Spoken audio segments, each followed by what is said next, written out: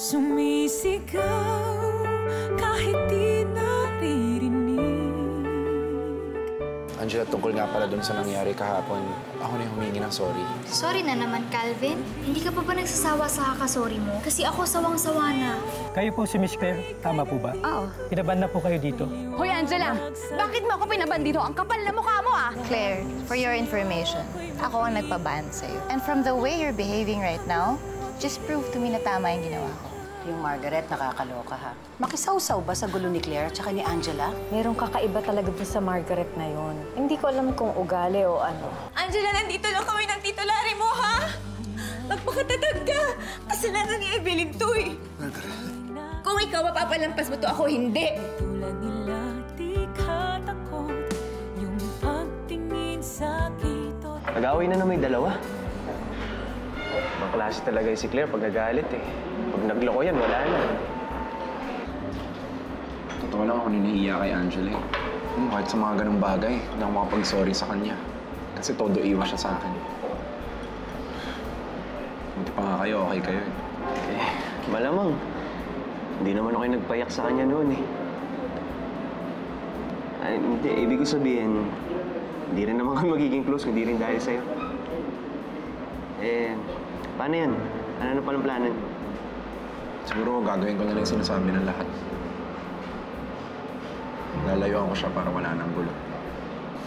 Eh, yung sa inyo ni Claire, paano yun? Siguro papakalmahin ko na lang siya para lumamig-lamig naman yung ulo. Kasi wala eh, kahit anong sabihin ko, hindi nakikinig sa akin. Kahit anong gawin kong dahilan. Minsan naisip ko sana hindi na naging kami. Gusto mo ulit makipag-iwalay? Pare, nangako ka sa kanya, di ba? Kailangan mo ito pa rin yun.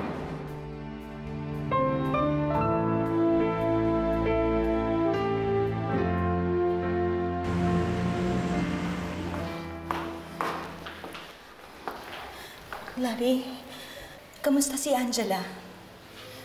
Ano ginagawa mo rito?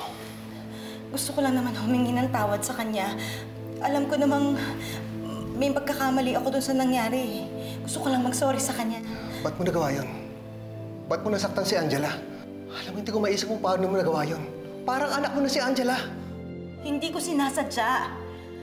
Nataranta ako. Kaya naitulak ko siya, nakita ko sinasaktan niya si Claire. Kaya si Angela ang sinaktan mo. Nagpunta ako dito para humingi ng tawad kay Angela, hindi para sumbatan mo. At least ako umaamin ako kapag meron akong mali.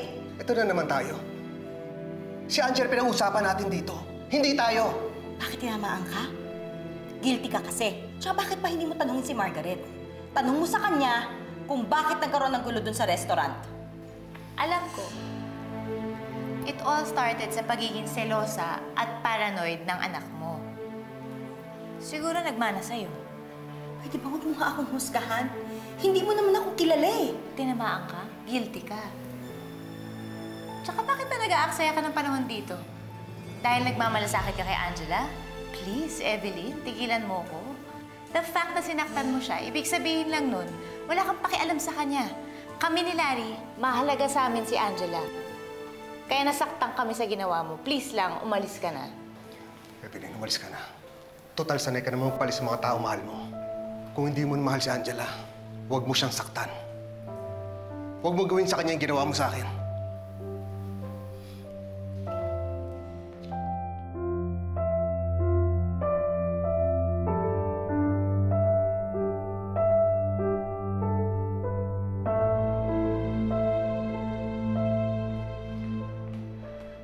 Babe.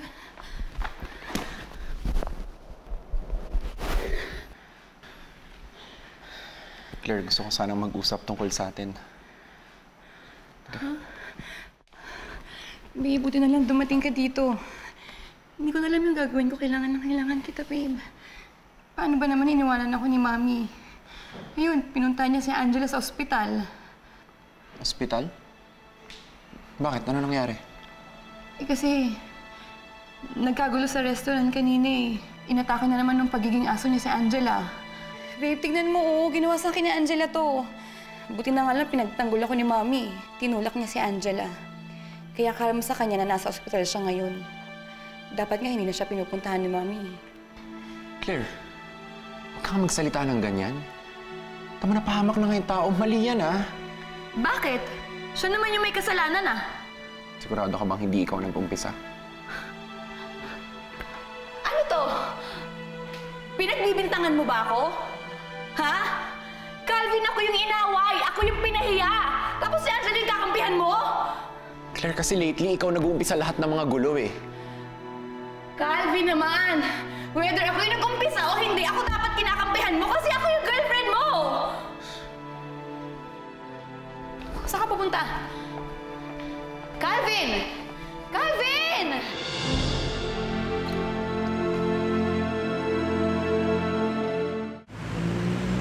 The CT scan is clear. Okay naman ang vital signs sa pasyente. Nasuture na namin yung sugat niya, so hindi kayo dapat mabahala sa kondisyon niya. Bukas na bukas din, pwede natin siyang i-discharge. Salamat po, Doc. Thank you, Doc. Maiwan ko muna kayo, ha? Thank God you're okay, Angela. Magpahinga ka na ha, at magpalakas para makabawi ka. I'm really sorry kung hindi ako nag-imbita dun sa restaurant na yun, hindi natin nakita si Evelyn. Hindi sana nangyari ito. It's not your fault. Hindi mo naman alam na darating sila at magugulo. Pero nagigilty pa rin ako eh. Feeling ko hindi kita naprotektahan. Yun pa naman yung promise ko sa'yo, di ba? Pero wala akong nagawa. Hindi ko napigilan na saktan ka ni Evelyn. Tita, pinrotektahan mo po ako kay Claire. Pinagtanggol mo lang po ako sa kanya. Wala po kayong pagkukulang. Sorry, Angela.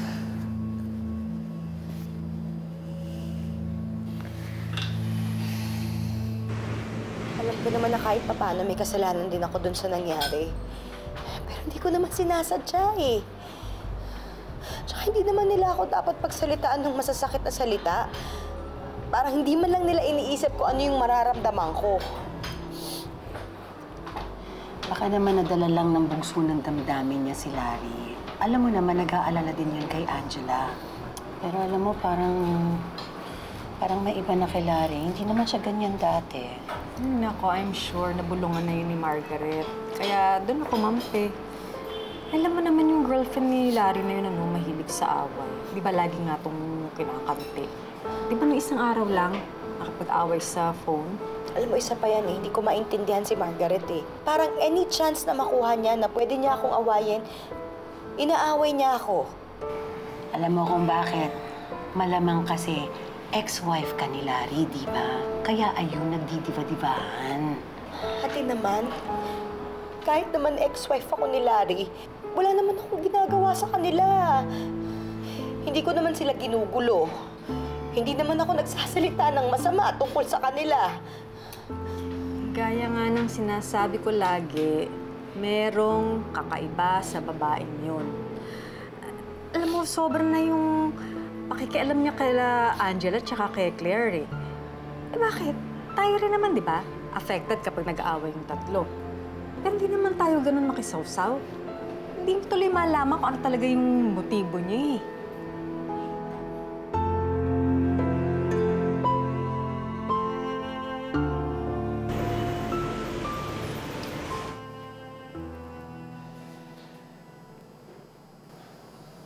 Tita. Angela, how are you feeling? Hindi ko makalimutan yung nangyari kagabi. Kitang-kita ko kung paano ka tinulak ni Evelyn. Hindi ko rin po inakalang magagawa sa akin yun ni Tita Evelyn. Tinuring ko pa man din siyang parang mama ko. Tapos magagawa niya rin naman pala akong saktan.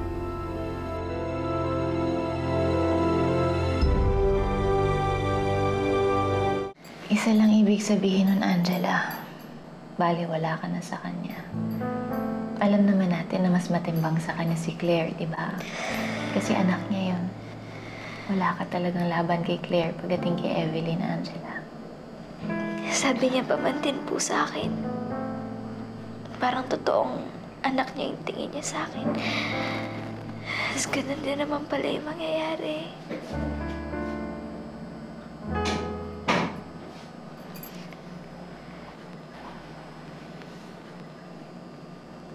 Alam mo, Angela, Hindi mo kailangan manlimos ng pagmamahal kay Evelyn.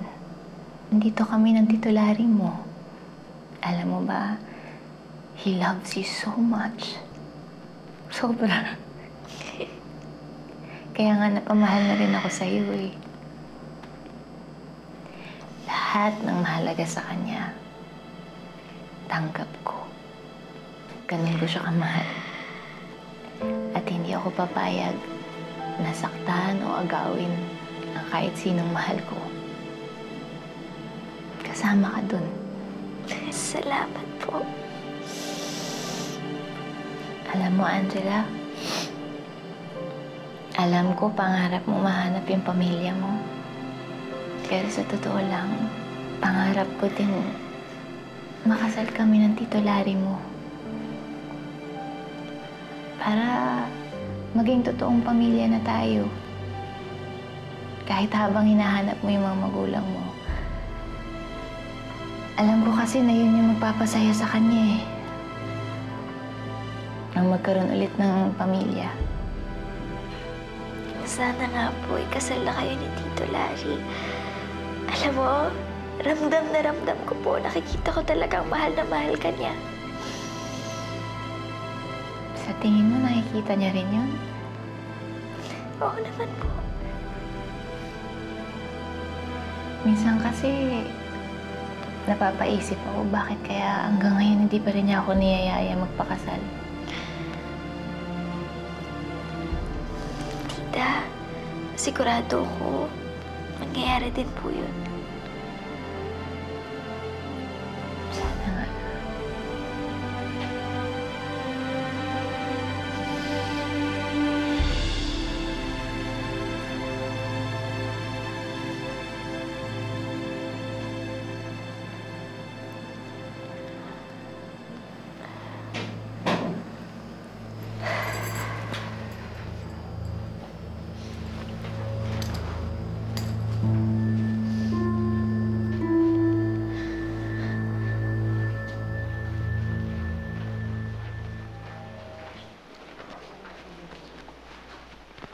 Larry. Oh, Dominic. Basta. Oh, si Angela. Kumusta siya? Lalabas na mamaya. Lalabas na. Eh, ba't ganyan na itsura mo? Iniisip ko na si Margaret. Malamang pare, nag-aaway na naman kayo, ano? Hindi. Iniisip ko lang kung ready na ba akong lumagay sa tahimik. Okay naman si Margaret eh. Nasa kanyang qualities na hinanap sa isang babae. Maalaga sa amin ni Angela, kaya alam kong magiging mabuting nanay siya. Siguro ready ka na mag-propose sa kanya. Hindi ko nga alam eh. Parang may nagsasabi sa akin na wag na muna. Parang tagal-tagal yun eh. Siguro kabado ka lang. Pero bro, alam mo, perfect timing kayo.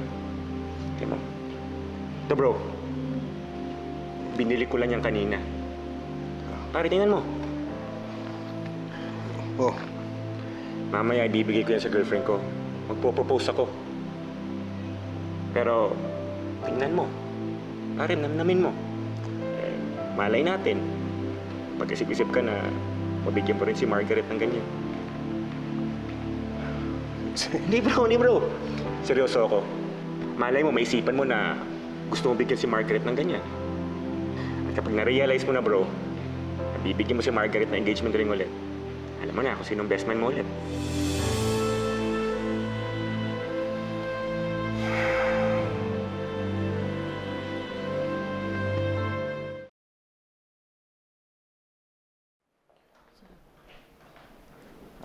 Buti naman okay na si Angela. Salamat sa information, Elmo, ah. Sige.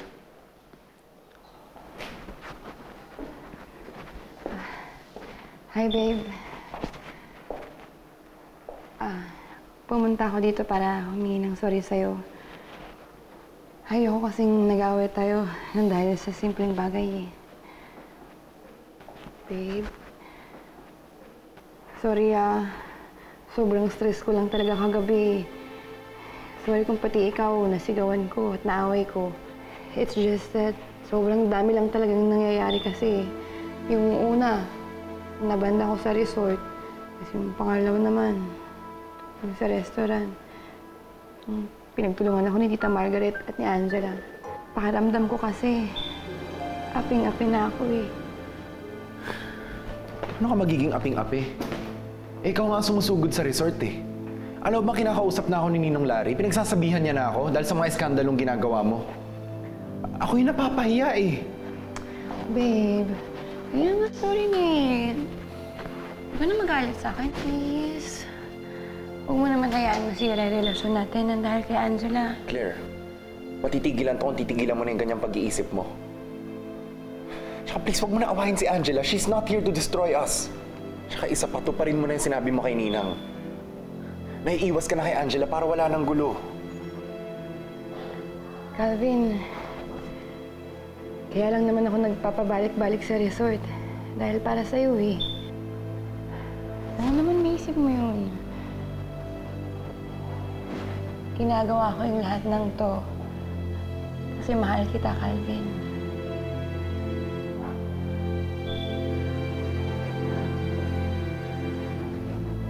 Sige na. Tapusin na natin tong diskusyon na to.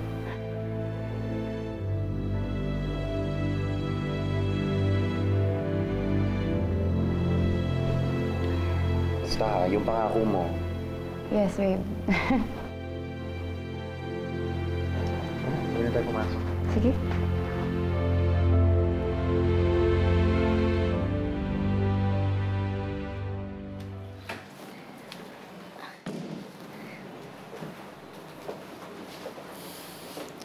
Alam mo, kung ayaw mo pumasok bukas, okay lang ah.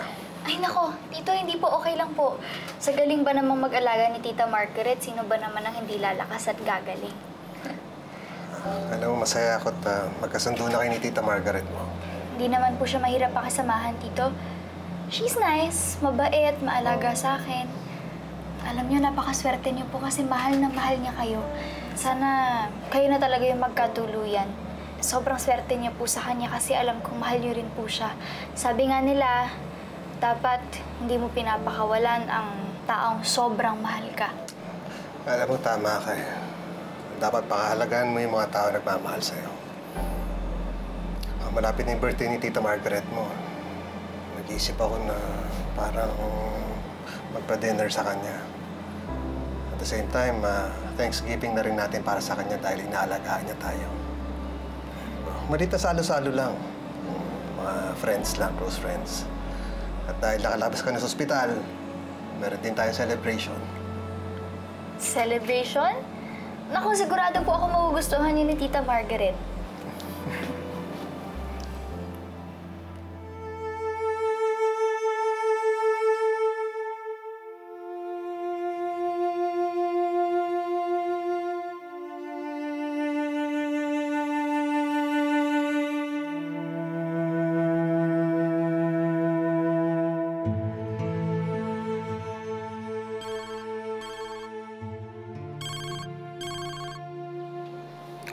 Hello, pare. O ano, nakapag-isip-isip ka na ba? Alam mo, pare, isabay mo na yung proposal sa birthday dinner, Margaret. Pare, hindi ko kaya mag-propose eh. Ano bang bumibigil sa'yo? Natatakot ako eh. Ayaw ko gumawa ng hakbang na pagsisisihan ko sa uli. Gusto ko kasi pag pinasa ko, sigurado na ako. Pero ngayon parang hindi pa ako sigurado eh. O sige, pare, pag-isipan mo mabuti. Tawagan na lang kita mamaya. Bye. Sige, pare. Tawagan mamaya.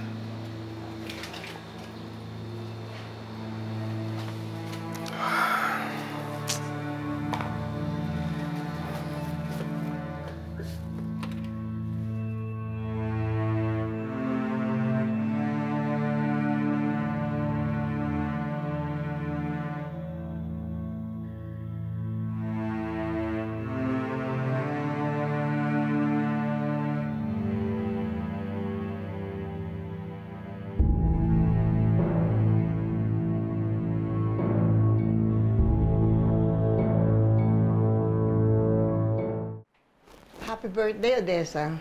Thank you, Tita. Pasensya ka na.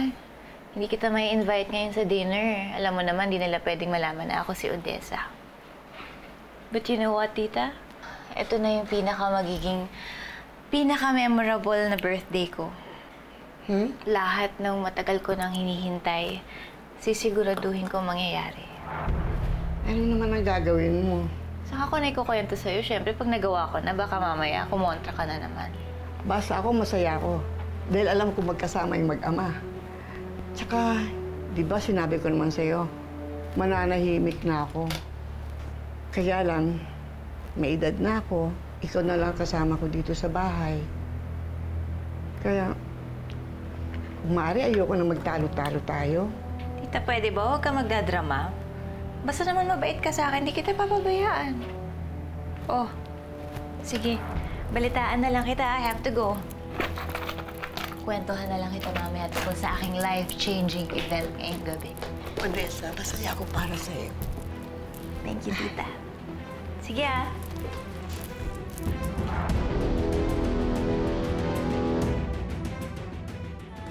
Makinig kang mabuti tungkol to sa anak mo. Buhay si Ana at alam ko kung nasaan siya.